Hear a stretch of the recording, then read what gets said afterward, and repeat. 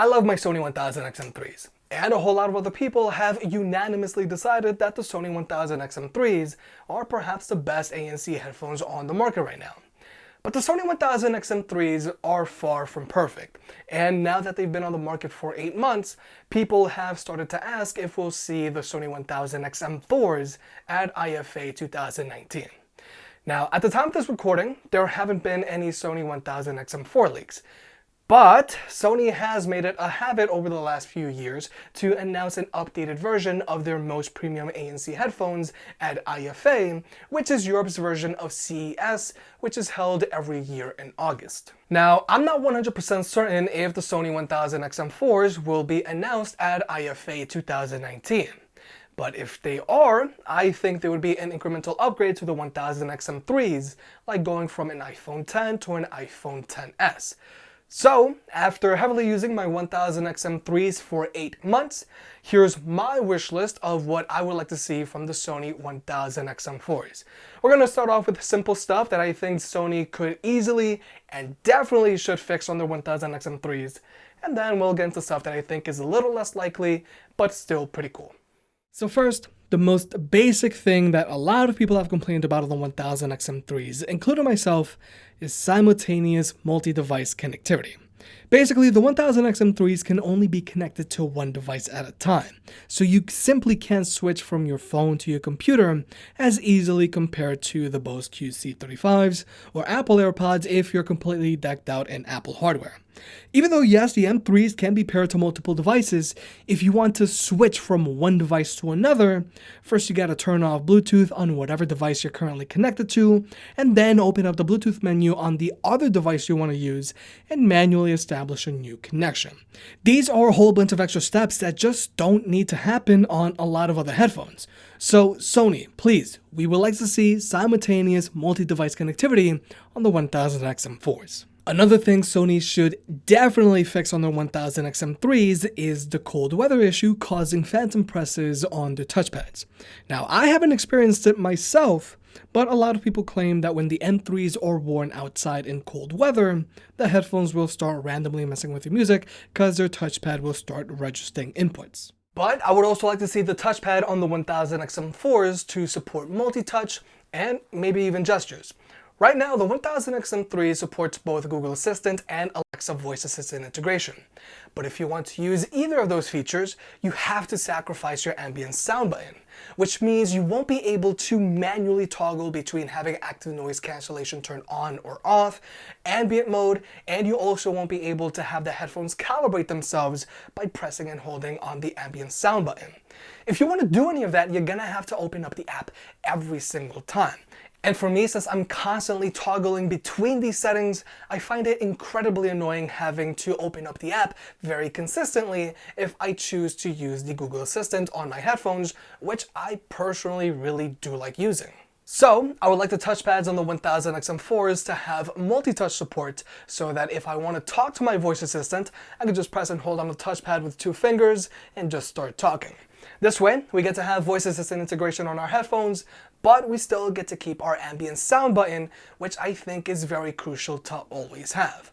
Or at the very least, Sony needs to add a dedicated voice assistant button on their 1000XM4's. And if you don't want to use a voice assistant, then Sony should also give you the option to remap that button so that maybe you can toggle between different EQ settings or have it as a dedicated ANC button so you can more quickly switch between having ANC turned on or off. I mean, there's options. But something that I think is very likely we'll see on the 1000XM4's is an improved battery life. When we went from the original Sony MDR 1000X's to the 1000XM2's, we went from a 20-hour battery life to a 30-hour battery life. But when we went from the 1000XM2's to the 1000XM3's, they both had the same 30-hour battery life, which is impressive and above average. But I would like to see the 1000XM4's have a 40-hour battery life. And I do think Sony is working on this because the new Jabra Elite 85H's have an advertised battery life of 36 hours. So I think it's pretty obvious Sony wants to keep up and surpass the competition. But getting into the less likely territory, I would really like to see power sharing make its way to the 1000XM4s. Just imagine being able to charge your phone with your headphones. Obviously, you're not going to be using it all the time, but it's a very good last resort if you're traveling.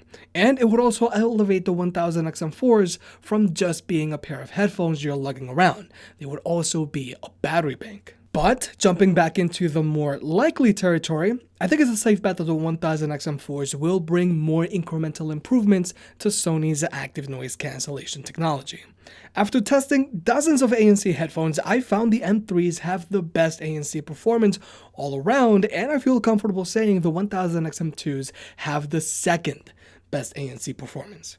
Now, I've done a lot of ANC tests in the past, but today I have an ANC test that was performed in an airplane at a cruising altitude of 35,000 feet. We're going to compare the ANC performance of the 1000XM3s calibrated on the ground at 1 atmospheric pressure against both the 1000XM3s and 1000XM2s calibrated in the air at 0.8 atmospheric pressure.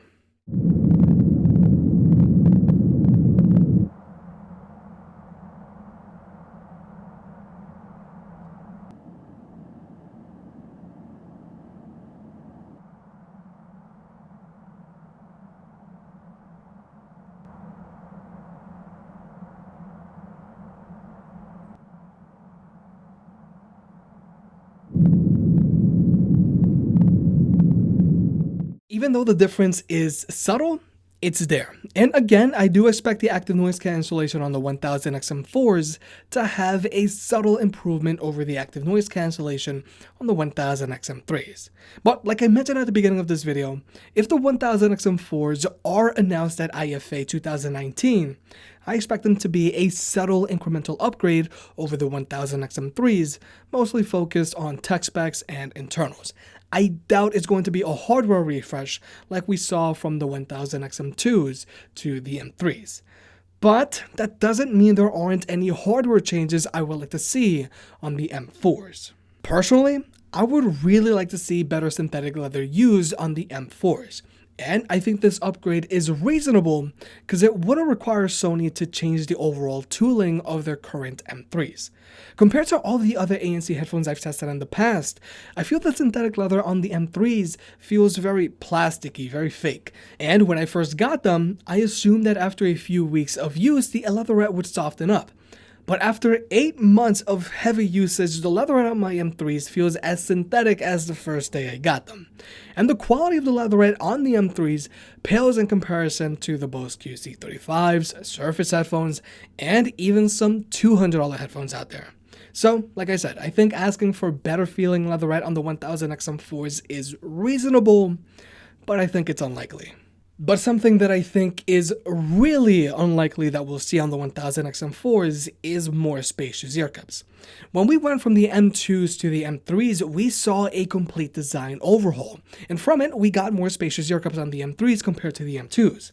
Even though the ear cups on the M3s fit me just fine, I know that people with larger ears or ears that stick out a lot are better off with the Bose QC35s.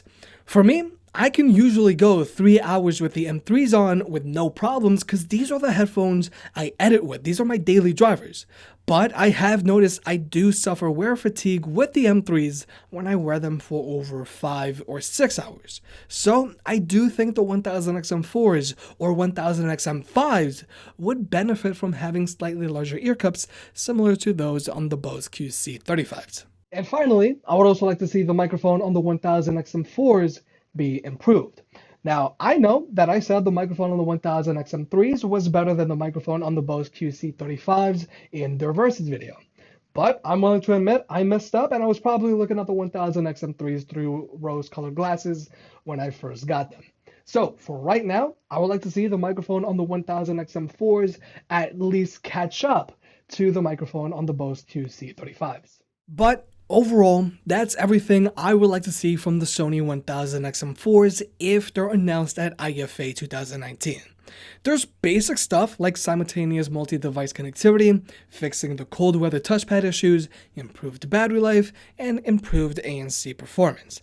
But there's also more wishful thinking stuff like multi-touch support on the touchpads, power sharing, better feeling synthetic leather, and more spacious ear cups.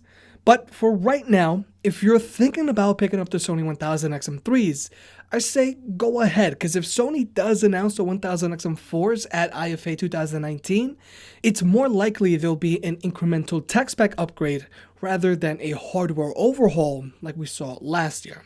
But comment down below, what other improvements would you like to see from the Sony 1000XM4's? If you made it this far, I guess you enjoyed the video, so hit that like button and get subscribed. It helps out more than you realize. If you want to pick any other products up mentioned in this video, those will be linked in the description down below, and you can also support the channel by checking out the merch store. But other than that, I'll catch you next time.